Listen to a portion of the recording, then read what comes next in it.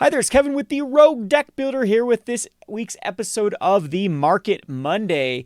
Excuse the delay, I know it's not Monday, it's Tuesday, but I did not have a voice yesterday, so instead of coughing and sneezing into the microphone, I gave myself one more day to rest, and my voice is pretty good today, so hopefully we can get through this video with no challenges, talking about the challenger decks that are going to be coming out in March, I believe. I think it's end of March, early April is when these decks are released. And we should start seeing the spoilers at the end of February. If you see here, this was 2018. It was February 23rd when these were spoiled. Let's see what the post was from MG Goldfish. On this article was March 25th, but this is ranking them. So I think this is after they were released. So they come out end of March, I believe. I had to get my numbers into the distributors for how many I wanted without knowing the contents of what is in Challenger decks. So I'm assuming that spoilers should start rolling out end of February. So thought I'd make a good video topic to predict what's going to be in the Challenger decks. That way you can get rid of any of the cards that might be contained in these lists. Now, we did have some weird bannings around the time that they were going to be creating these. So usually what happens is Challenger decks are made in about November because you have to think about the months that it's going to take for these to go from production to printing and then to all the distributors to where they can be shipped out on time for the release. So around November, you look at the Pro Tours and the Mythic Championships, and you get an idea of what decks we're seeing play. But there is the caveat that that time period was dominated by Once Upon a Time and Oko, both of which have been banned. Even Veil of Summer's been banned. And right before that was the Field of the Dead. That was the oppressive card. So I've scraped through some lists of decks which contain no ban cards and also represented one of each color. They typically do that. As you can see from this year, there was a red deck, a red, white, black deck, a white, blue deck, and a green, black deck. So all the colors were represented, a couple of them twice in the Challenger Deck 2018. Challenger Decks 2020 or 2019 as well had a white, red, black, green, and a red, blue. So this year, I'm going to predict 4 decks which I think are going to be printed in the contents.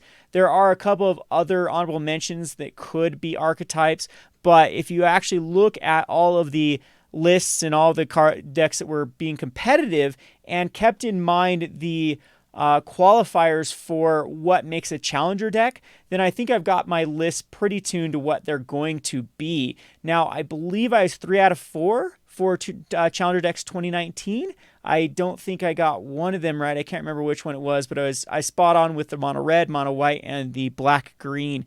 And I think that my blue red was a bit different. Someone correct me in the comment section. Maybe I'll have to go back in those videos of when I predicted them. And the contents of the white, red, and green, black were pretty spot on for the contents of, or for my predictions of what I made for the contents. So let's talk about the qualifying aspects of a challenger deck. So challenger decks do not cannibalize the equity of sets that are staying in standard. So it usually tries to focus on rotating cards from standard and not touch the cards that are going to stay in standard. So if we look at the 2018 season, I've got it written down here of the different decks of how many rares and mythics there were from post-rotating sets versus rotating sets.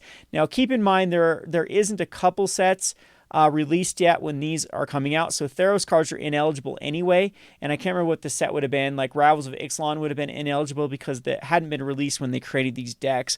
But even from Ixalan, there's just a lack of cards in 2018. In the red deck, there was 0 rares that were non-rotating. There was 1 out of the vehicles deck, 1 out of the Second Sunrise, and 0 out of the, the Golgari deck that were rares that were not rotating. If you break down the cards, there's only 12 out of 65 were cards that were not rotating, and that's including like cards like Shock and Lightning Strike. And then out of the vehicles deck, there was only a couple that were from non-rotating.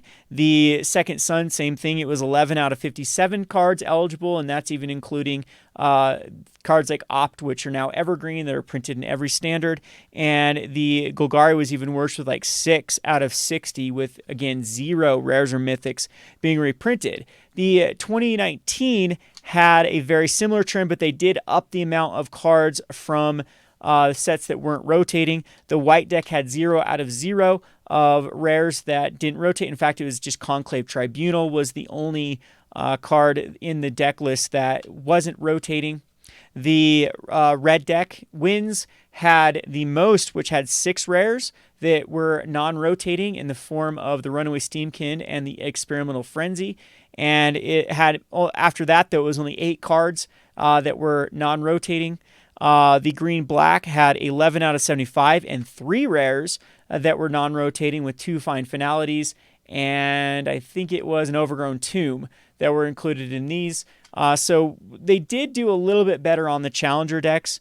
And then the Arcane the Arcane Tempo had 2 mythics, or excuse me, 1 mythic and 2 rares. So the Arclight Phoenix and 2 Niv-Mizzet Perunes that did not rotate, but it did have the overwhelming majority of these cards were actually surviving rotation because it was really focused on like a Guilds of Ravnica spells-based deck. So those are kind of the qualifiers. We just know that Wizards of the Coast is not going to touch. They're going to be more likely to print things like Wooded Cemeteries over Overgrown Tombs, or if we go back to the Vehicles deck, that was a big how they printed like Unclaimed Territory Spire of Industry and Inspiring Vantage and Concealed Courtyard over more cards like Dragon Skull Summits that were surviving rotation. So let's get to the bottom of my predictions of what. Oh yeah, there's one other caveat here, is when these decks were printed, they had about $100 to work with TCG market price. So this Hazard Aggro was worth about $100. The Vehicle Rush was $100. The Second Sun Control was $100. Counter Surge. All of these had around $90 to $110 worth of value in them. They've since come down. If we look at the last year, they've really come down from last year. Last year ended up being better designs, but people were prepared for them this time around. They knew that these were going to be crazy. And the Challenger decks out of 2018 have recovered a bit. Some of these, like the Vehicles and the Hazard Aggro, because of Pioneer. But so now it takes about $100 worth of cards, and you can expect more than halving the value once the dust have settled, and most of that value is going to be hit in the rares and mythics. History of Banality got hit extremely hard. It was already on its way down when it was reprinted, but when it was reprinted in the United Assault deck, it got crushed. So one other thing I've noticed is they tried to get 2 mythics out of the 2019, so let's keep that in mind when designing these decks, that they're going to try to put 2 mythics in the set. I guess the red deck had 1 Rekindling Phoenix. I thought they'd had 2.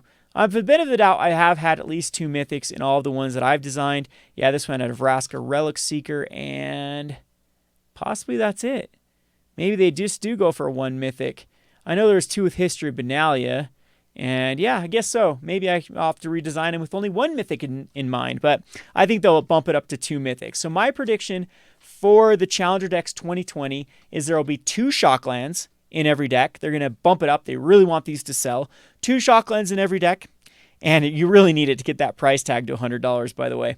And then I'm going to go for 2 mythics, and I think they're going to be a little less greedy on their rotating equity this time around, and we're going to see some more cards. But I think the list that I've made doesn't even have that much of non-rotating cards. So without further ado, let's get ahead to my predictions for the Challenger decks 2020. So first one up, I think this one is the dull one. This was seeing pretty good numbers when it was around this November time period. This is Rakdos Sacrifice. There's very few cards out of the Throne of Eldraine that need to be put in this deck, and the ones that are put in this deck are going to be uncommons and commons. So I'm thinking they're going to run the 4 Cauldron Familiars and the 4 Witches Ovens, and I found some lists that were very similar to this list. And I have put 4 Claim the Firstborn in this deck too. They could go with something like Act of Treason or whatnot.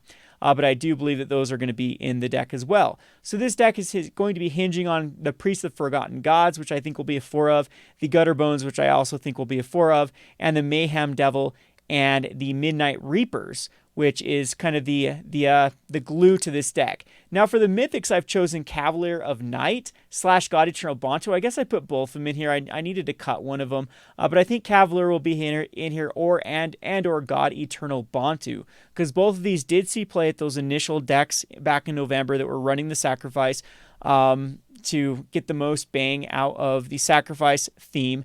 My nod will be to the Cavalier for utility. If I were to design these, I'd definitely do Cavaliers over God Eternal Bonto. And this deck would actually would fare very well right now in the meta. There are plenty of black-red sacrifices. I think they haven't been updated too much from this shell. There are a few cards, of course, like the Temples out of Theros and the Elder Giant that I've seen in a few lists, but pretty much it's still the same. It's still Mayhem Devil, Cauldron Familiar, Priest of Forgotten Gods is what the deck is packing, just to steal what your opponent's low drops and just wheedle away at your opponent's life total. I have included a Fable Passage in this, as I think that this is the deck that it makes the most sense, and I do think that Wizards of the Coast is going to want to be selling these. So I've got a price tag of this one for maybe $120, but you have to think that a couple of these cards have gone up since November of creating these. It's cards like Noxious Grass. These have gone from like nothing to now $8. So if you include that in the price tag, this would go down to like 112, 114. And there's a few other cards too that have gone up in value, like this Castle Locktwain. So I think there will be 2 Blood Crypts, Castle Locktwain, Fabled Passage. They'll go with like Rakdos Guildgate or the Gain Life ones, and the Mountains and Swamp is how they'll make this particular deck. I've got a Mask of Immolation for another sacrifice outlet, Angrass Rampage for a good uncommon slot, the Claim the Firstborn as well. And so there's plenty of rares in this particular. It's very similar to Challenger decks of the yesteryears. They don't really cut on rares. We saw like 4 Goblin Chain Whirlers, no problem, and 4 Runaway Steamkins. So this deck has 4 Midnight Reapers, 4 Priests, and 4 Gutterbones for the rare slots. The sideboard has Theater of Horrors, Noxious Grasp, Empress Shieldbreaker, Dreadhorde Butchers, and Duresses. It's very similar of the time period. So shave maybe a Blood Crypt off of this. We'll see if they do print 2 Shocklands. I think this is going to be the deck that they're going to go with, is a black-red sacrifice.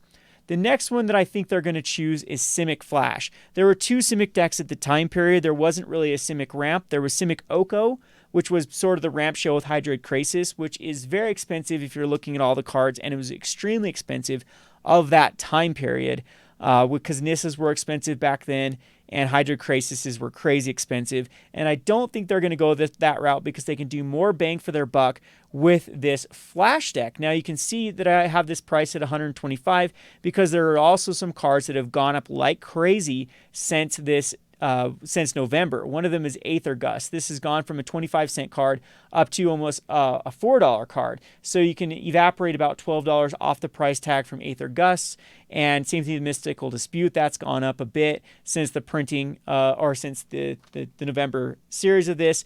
And Brazen Borrower, why I've included it in this particular deck, is this was about an $8 to $10 card back in November, and this has really shot up in value as well. So if you take that into consideration, this deck is back down to the $100 mark. So the mythics that I've included for this particular deck is a 1 of Dream Eater and a 1 of Brazen Borrower with 2 breeding pools. So this one will be really good value. I think that this is what people want to see out of Challenger decks. They're going to have to up their game this time around. It's just your good old Flash deck that was competing very good back in November with the 4 Spectral Sailors, the 4 Brineborn Cutthroats, 2 Wildborn Preservers, 4 Filled Mystics, 4 Nightpack Ambushers, the 1 Dream Eater, and then a bunch of counter spells like Sinister Sabotage, Quench, Essence Scatter, Unsummon, and Opt. For the sideboard, we have 3 Shifting Ceratops in the sideboard, 2 Mystical Disputes, 2 Return to Natures. You got to also think that these are supposed to interact with other decks in the Challenger series, so like Return to Nature specifically for the Cat combo, and then Cerulean Drake as well for the red. Aether Gust for kind of the mirror or the Gruel deck that we'll be showing here in a second, and it's just a complete package for the sideboard. So I think they will go with Simic. I don't see them going, or Simic Flash, I don't see them going with like a Simic Food or Simic Ramp because it was all over the place before the banning of Oko. Alrighty, so the next deck that I think will be an Esper Hero. I could see this being Azorius, but I think it makes more sense because Esper was the go-to color scheme. The only thing that makes this deck kind of wonky is the mana base. And some of the cards, if you put the one of Teferi's worth about $25-$30 at the time of the November when they were getting these decks together. So that actually bumps this up to about $100. But these Hero Precinct 1 decks were very, very popular back in November. You got 4 Hero Precinct 1s with the 4 Basilica Bellhaunt. So this is the Bolas Citadel version. There's a couple way, like there was the Command the Dreadhorde that people ran, and there was the... I'm trying to think there was another, but that was usually with like a lot of board wipes and then getting them back. This one I've chosen for the Bolas Citadel route, and so they ran usually a full package of Basilica Bellhaunts and Hero Precinct 1s to get the most bang out of their buck for the Bolas Citadel. Then for the Mythics, I've chosen Kaya Orzhov Usurper, and they always try to include like a trash Mythic, and there were some lists that ran Emergency Powers back then. So I've got a 1 Emergency Powers in the sideboard. That I think they're only going to give us 1 Teferi Time Raveler. That will be enough to sell the set, just like they did the 1 Chandra back in the day with the first Challenger decks at 3 Narsets. And then we go down the list. We have rares in the form of Time Wipe, Absorb. This is a card that's actually shot up in value since then. Actually, no, it's still around $2. That's about what it was. It's starting to go up in value. And cards like Thought Erasure, Drown in the Loch from Throne of Eldraine was one of the first additions to this particular deck. Tyrant Scorn, the Oath of Kaya is another rare, and of course the Bolas Citadel. The Shocklands, they're going to have Godless Shrine and Hallowed Fountain, and that's why I think they're going to give us 2 Shocklands, is the only way that this deck has any reasonable mana base is if they include 2 Shocklands here. 3 Temple of Silences, I think they'll go that route. And then some form of like Azorius Guild Gates or gain 1 Lifelands or Evolving Wilds in this slot. They could put like a Castle Vantress or the Castle, the White Castle in this one. If they're going to go with 1 castle per Challenger deck, I can see them actually doing that as well. So I don't know. I think this is a pretty complete list, though. I don't think that it could still compete in today's meta, no problem. As you know, red decks are everywhere. Has all the tools to really deal with the other Challenger decks. It's pretty well balanced when you play them against each other. With the 3 that I've showcased so far. The sideboard: 2 Thief of Sanities, another Oath of Kaya, Sorcerer's Spyglass, Noxious Grasp, Dovin's Veto, Disdainful Stroke, Devout Decree, especially for that cat matchup. Another Dispark and 2 Duress, so pretty standard sideboard at the time period.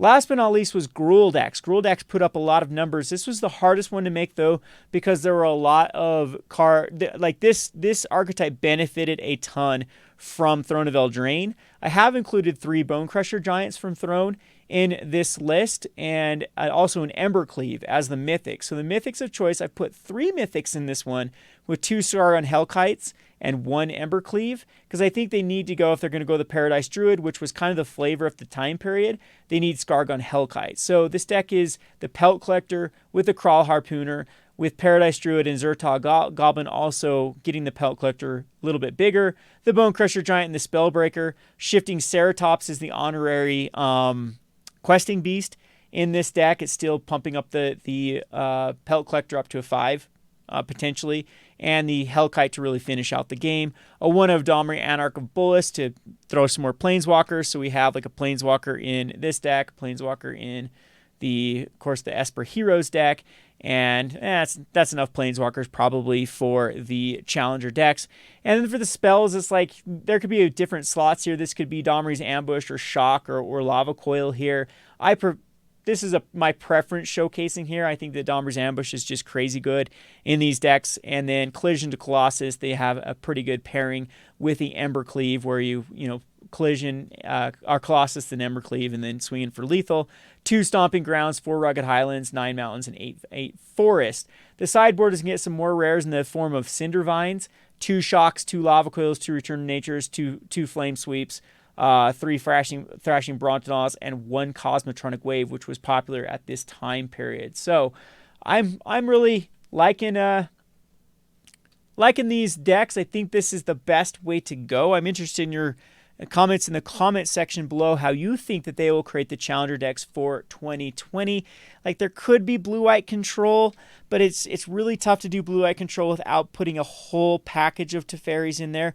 The Esper gives you some more leeway for, packaging in some good stuff cards, and you can justify not throwing the Teferis in there. I thought about like white-black. White-black had an Aristocrats build at the time period, but it was too similar to cat combo, and I don't think that they're going to do both. I think they have to pick one or the other, and cat food or a Rakdos cat would be a better route to go. It put up more numbers. There wasn't a lot of mono white aggro at the time. Celestia aggro was mainly adventure, so it would be way too focused on the Eldraine aspect of stuff. And then Simic food and Simic ramp were everywhere, but again, those were something that were Oko reliant, Veil of Summer reliant, and whatnot. So these four make sense to me. All the color pairings are showcased. You have, green twice, you have red twice, you have white once, you have black twice. So actually, most of them are at least have two showings, with none of them having more than two showings. So white's just kind of the odd man out with the Esper deck, but then the Esper deck did have a pretty good focal point on the white element to it. And we had mono white the last time around. I think they could probably give it a break here. There could be a feather. Like Feather was another one that was potentially in there, but Feather really suffered from cards that rotated out. And yeah, I think this is the route that they are going to pick for the challenger decks. These are the four ones that make the most sense. Anyway, there you have it. These are cards I would definitely take a look at. There are also other slots that could go in here, like Kaya's Wrath, if they decide to go the Command the Dreadhorde route for the Esper deck.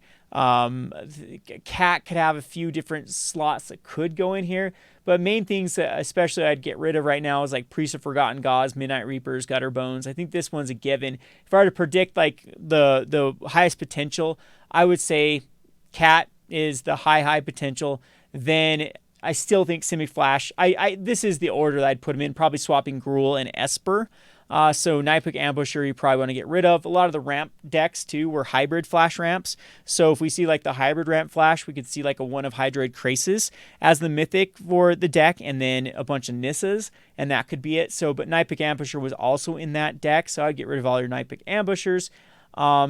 Shocklands should still be pretty safe because I think this will just stabilize them. Shocks are the new fetches in Pioneer, so the value should just keep increasing as the popularity of Pioneer increases. So I think they're pretty good holds. Shifting Ceratops is the sideboard card that gets a bunch of printings through Gruel and this, so I think Shifting Ceratops is pretty safe to unload. And other than that, just check the list, and I wouldn't be caught dead holding on to any of these cards before these challenger decks start to get spoiled. That is when the price of these are going to crash, is as soon as they are spoiled.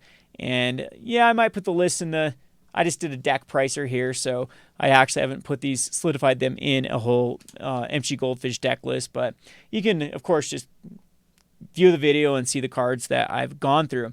Anyway, again, looking forward to your comments in the comment section below. This has been Kevin with Rogue Deck Builder for the Market Monday on a Tuesday as usual. Thanks for watching.